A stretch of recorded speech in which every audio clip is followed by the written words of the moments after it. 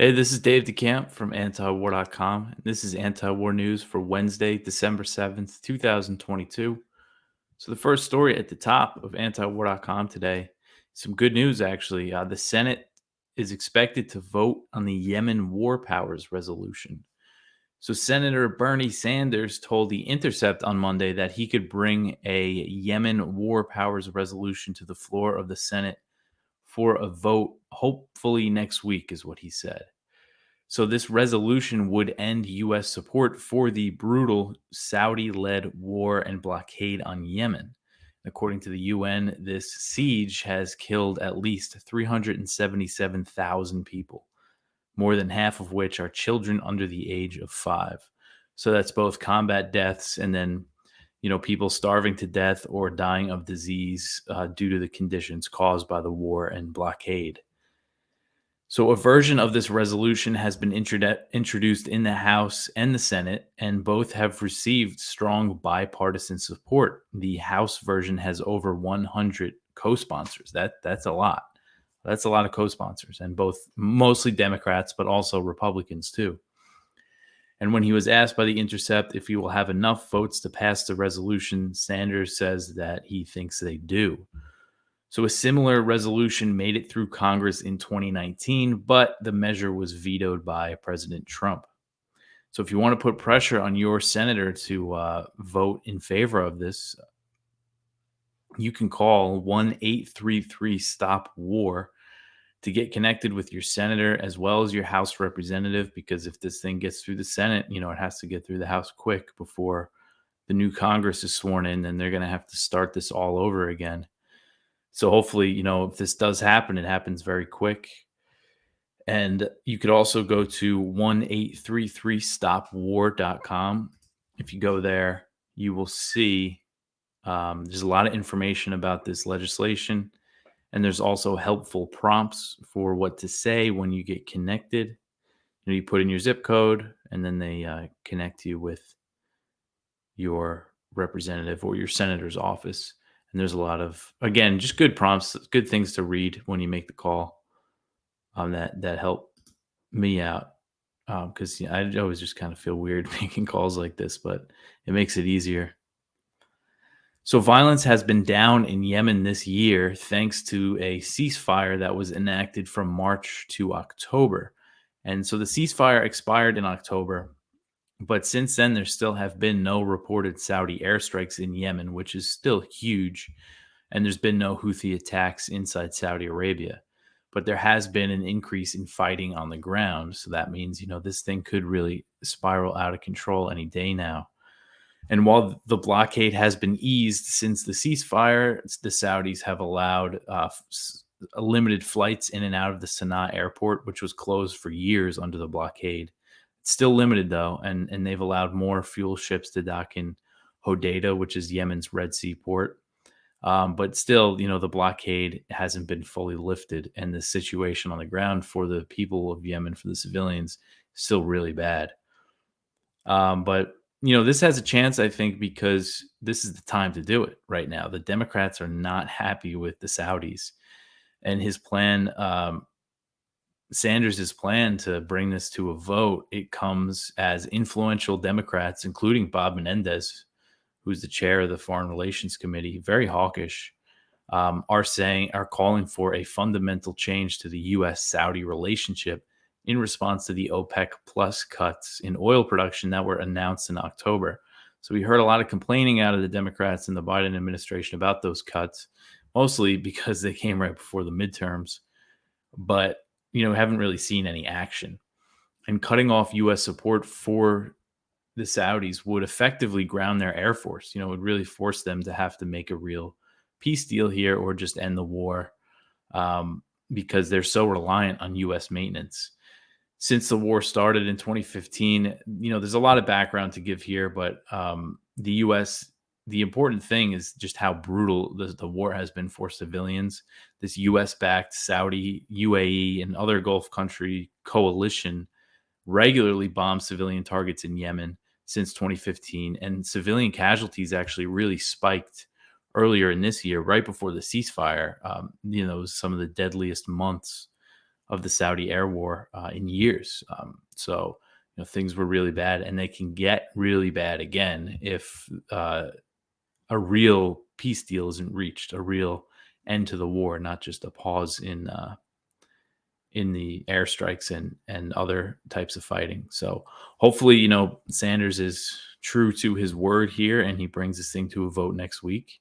But I think it would be really good to put some pressure on senators and people in the House as well to get, because this would have to really move quick. And again, I think with the Democrats unhappy with the Saudis, this is definitely a good time to do it.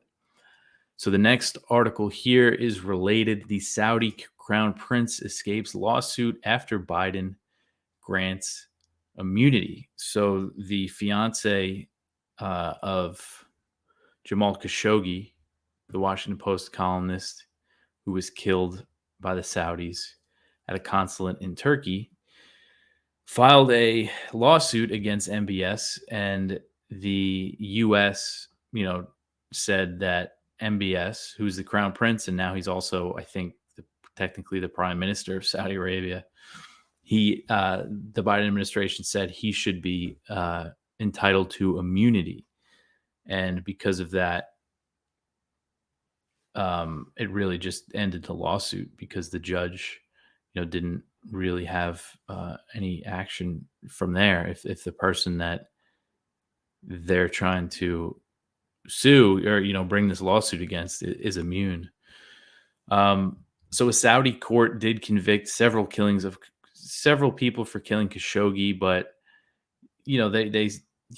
human rights advocates and people say that the trial was just really a cover up because there's been all these other evidence that suggests MBS was involved and MBS ordered the killing. But he hasn't faced any consequences from the U.S. for it. And this comes after, Biden on the campaign trail, he vowed to make MBS treat the Saudis as a pariah. And he really hasn't done that. I think the liberal anger about Khashoggi's killing could really be, harnessed to help end the war in Yemen and over the oil production cuts. So right now, again, it's just a good time because there's a lot of pressure over Biden's relationship with the Saudis for this Yemen war powers resolution to pass. All right, the next one here, another drone attack hits an airbase inside Russian territory. So an airfield in the Russian city of Kursk was targeted by a drone strike on Tuesday, and this was a day after two air bases deep inside Russian territory were hit by Ukrainian drones. Tuesday's attack targeted an airfield that is about 80 miles from the Ukrainian border, causing a nearby oil tank to catch fire. So the region's governor said that there were no casualties in the incident. So the Tuesday attack, 80 miles from the Ukrainian border. The ones the day before were much deeper, like 250 to 300 miles away from the Ukrainian border. And then after those attacks on Monday, Russia launched this pretty serious missile strikes on Ukrainian energy infrastructure. On Tuesday, the Kremlin said that they're taking necessary measures to counter, these types of attacks. And Kiev, again, they still haven't officially taken credit for Monday's attacks, but and I haven't seen any word on the Tuesday drone strike, if whether officially or just speaking to the media, Ukraine has taken credit. But I think it's pretty clear that Ukraine is responsible. Ukrainian official told the New York Times, speaking on the condition of anonymity, that Ukraine was behind the attack on Monday. Those were the drone strikes that went much deeper into Russian territory. And Russia has really demonstrated that it will significantly escalate its war in Ukraine in response to attacks on its territory. As I often point out, Russia did not start launching these large-scale missile strikes on Ukrainian energy infrastructure until after the truck bombing of the Crimean Bridge in October. So the U.S. has sought assurances from Ukraine that it won't use U.S.-provided arms to target Russian territory, with an exception for Crimea. Even though Russia has controlled it since 2014. And Russia said that the drones used on Monday were Soviet-made, a modified old version of an old Soviet drones, is what Russia says. So it doesn't look like it was U.S. weapons. And Ned Price, who's the State Department spokesman, he said on Tuesday that the U.S. was not enabling or encouraging Ukraine to strike beyond its borders. But again, they have signed off on attacks on Crimea, which just seem to be just as in Russia's eyes, just as much of a provocation of an escalation as attacks elsewhere, in the Russian mainland. All right, so the next one, Poland changes course and it will accept German Patriot missiles. So Germany offered Poland to deploy a German Patriot missile system along with German troops to Poland after that Ukrainian air defense missile landed in Poland and killed 2 people. At first, Poland said that they would accept it, and then they kind of rejected the offer and said that it should be sent to Ukraine instead. And now Poland is saying that they will accept it, that they will accept the German system. So, but So Poland's defense minister kind of sounded reluctant when he said he would accept the deployment. He expressed disappointment that it won't go to Ukraine. He wrote on Twitter, quote, "Following a conversation with the German Defense Ministry, I disappointingly accepted the decision to reject support for Ukraine." End quote. So there, he's just kind of doesn't sound like they're too happy about accepting this system. And, tensions have been pretty high between Germany and Poland.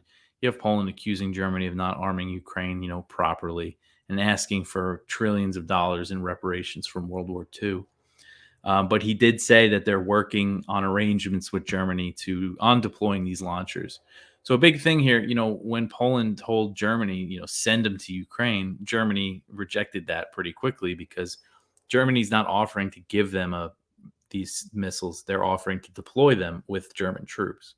So what Poland was suggesting was a NATO deployment in Ukraine. So that got shot down pretty quick. All right, so the next one here, Hungary blocks EU aid for Ukraine. So on Tuesday, Hungary blocked a massive EU aid package for Ukraine worth 18 billion euros, which is about $18.9 billion. And of course, this is angering other EU members, what they did here. And Viktor Orban, the Hungarian prime minister, he said that, Hungary is not against sending aid to Ukraine, but objects to how the EU wants to do it. So the 18 billion euro plan would require all 27 EU members to jointly borrow the funds. And Hungarian officials said previously that they don't want to do that, jointly borrow the money with the rest of the EU. So this 18 billion euro aid package is meant to help cover Ukraine's massive budget deficit, which is $38 billion for their 2023 budget. And the U.S. is expected to put up a similar amount for the deficit. And that's included in this $37 billion new Ukraine aid package that the White House wants Congress to approve. That includes $14.5 billion in this budgetary aid. And this is not, this new aid that the White House is asking for is not expected to cover all of 2023. They're going to be asking for more eventually. So basically, Orban said that, Hungary is not against giving assistance to Ukraine, says that they're ready to give assistance to Ukraine, but that they don't like this method of doing it. He said, quote, "If we continue to go down the road towards a debt community, we will not be able to turn back," end quote. So Orban, Hungary, they're already at odds with Brussels, and they risk losing billions in EU funding over allegations of corruption and money mismanagement and things like that. And these allegations really started being leveled since Orban won re-election in April. So they don't seem to like him too much. And this is probably going to make that more so. And people are saying, he's just doing this to leverage, to make sure that they don't lose this funding, that they're trying to deprive Hungary of 7.5 billion euros in EU funding. All right, next here, Senator Josh Hawley, the Republican from Missouri. He is a China hawk, and he sent a letter to Secretary of State Antony Blinken on Tuesday urging the Biden administration to prioritize arming Taiwan over Ukraine. So Hawley has, he's in favor of giving Taiwan billions in military aid each year. Last year, he introduced a bill that would do that, and I think he's a pretty big supporter of these plans that they have in the NDAA to start giving Taiwan billions each year. And he's voted against Ukraine aid packages, and he voted against NATO expanding into Finland and Sweden. He was the only one in the Senate to do it. But the reason why is because he thinks the U.S. should be building up in the Asia Pacific, not in Eastern Europe. And this is, more along that line, this letter that he sent to Blinken. He told Blinken that Taiwan is more important to U.S. national interests than Ukraine. And he claimed that the U.S. needs to start sending more arms to Taiwan to prevent a Chinese invasion.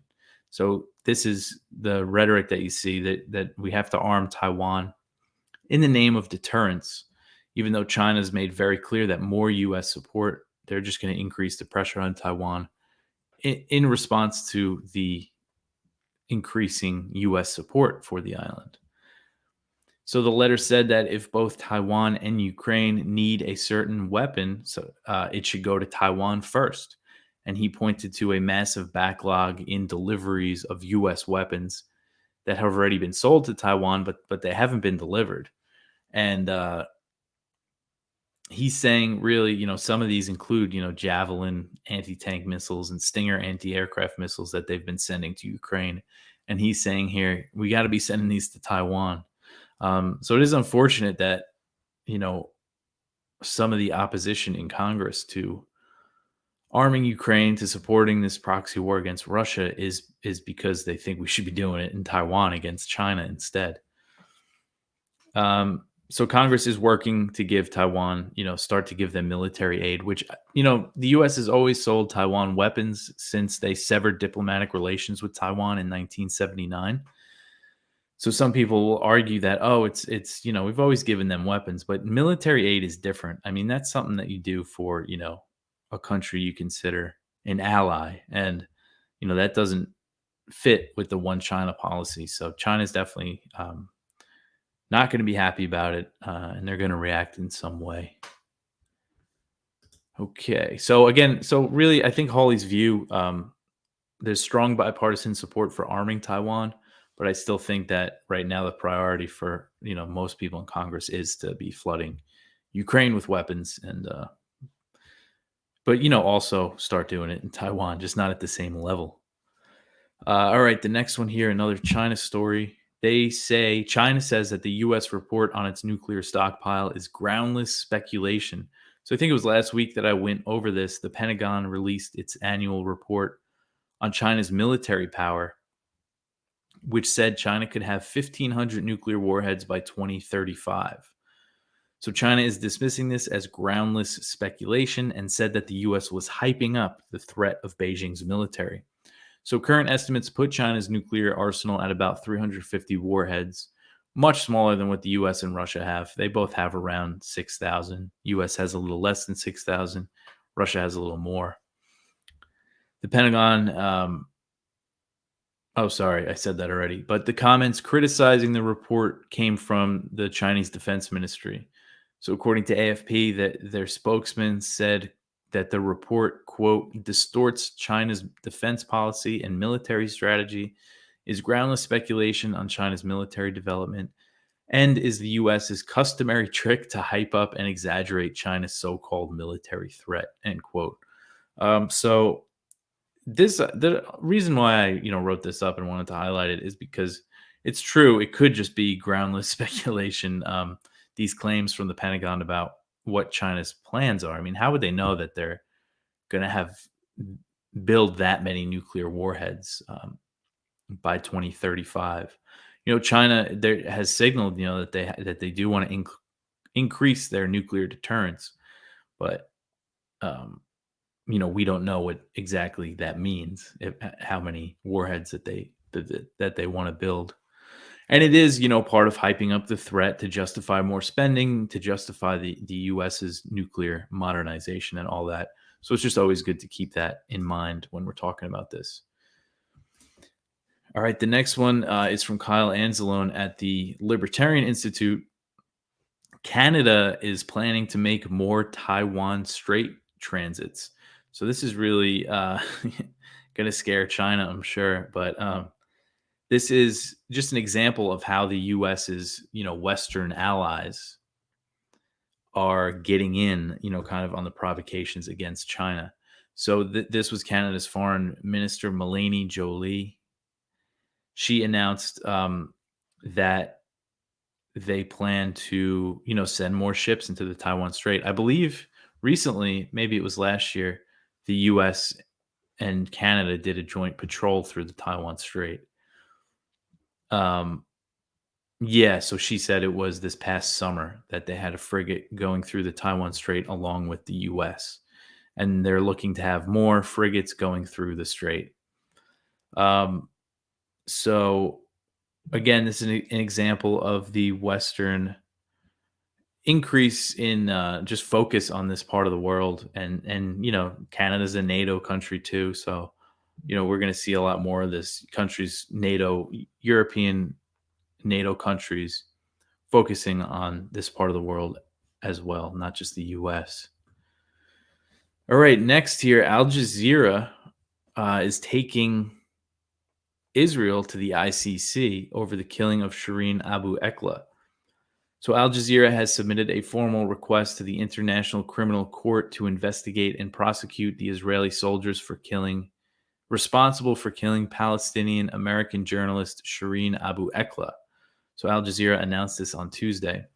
So Abu Akleh, she was 51 years old, a veteran reporter for Al Jazeera Arabic, and a household name across the Arab world, was shot dead on May 11th while covering an Israeli military raid in the Palestinian city of Jenin in the occupied West Bank. Her death, which was widely condemned, sparked multiple investigations, including one by the UN, which concluded that Israeli forces likely killed her. And there's also investigations that suggested that it was a targeted killing, or concluded that it was a targeted killing and not an accident, like Israel said. So, of course, Israel's not happy about it, calling them, anti-Semitic for wanting to bring them to the ICC. So it's more pressure on Israel for killing this Palestinian American journalist that was wearing, a big vest, like if the one in this picture that said press across it, and she was shot in the head, I believe in the neck, or the face. I mean, and Israel claims that there was like a gunfight going on in the region, and not the region, in the area, but that other witnesses and investigations say that wasn't true. All right, so the last news story here. Turkey says that Finland must lift its arms embargo to join NATO. So I went over this yesterday a little bit, that Sweden and Finland imposed an arms embargo on Turkey in 2019 in response to Turkey's incursion into northeast Syria against the Kurdish groups then. And Sweden announced in September that they were lifting the arms embargo, but Finland has not announced it yet. So Turkey's saying that. And they're saying this as Finland's defense minister is heading to Turkey this week on Thursday for talks about NATO membership. And they're saying, you got to announce that you're lifting this arms embargo, and they're hoping that it happens during this visit. So this is just another aspect of this deal that Turkey signed with Sweden and Finland back in June to admit them into NATO. A big part of it is the extradition of the suspected PKK members, and that's more so Sweden. But this is another part of it. I would expect Finland's probably going to do this. I mean, it would be nice if, these countries did not want to go along with all of Turkey's demands to get into NATO. But it seems like they probably are. I mean, Sweden's only extradited one person so far that was a suspected PKK member. Somebody that sought asylum in Sweden, and they're just selling them out to Turkey so they could join NATO, it looks like. But we'll see. I mean, Turkey seems like they're really going to keep making demands, and maybe at some point it'll just be too much for Sweden and Finland. But that's it for the news. We have a lot of good viewpoints you could go check out. One from Ted Snyder: How aligned is the Atlantic Alliance? And it's kind of about the fractures and cracks among NATO, including Turkey. Turkey is a huge NATO country, and they're not on board with what the U.S. and the rest of NATO have been doing. In regards to Russia. We have one from Marcy Winograd about it's called "Letter to the Left" on Ukraine, and it's kind of just an overview of how the anti-war movement should oppose U.S. involvement and stuff, and they formed this new Ukrainian peace coalition. That's against U.S. and NATO involvement in the war. You go check that out. One from Jeffrey Kai at his Medium about how the CIA was told to, destroy people that were accusing the U.S. of using biological warfare in Korea, using leftover from the Japanese in World War II. But yeah, so that's it for me for today. I'll be back tomorrow with some more news. You could always support the show, antiwar.com/donate. Like and subscribe on YouTube.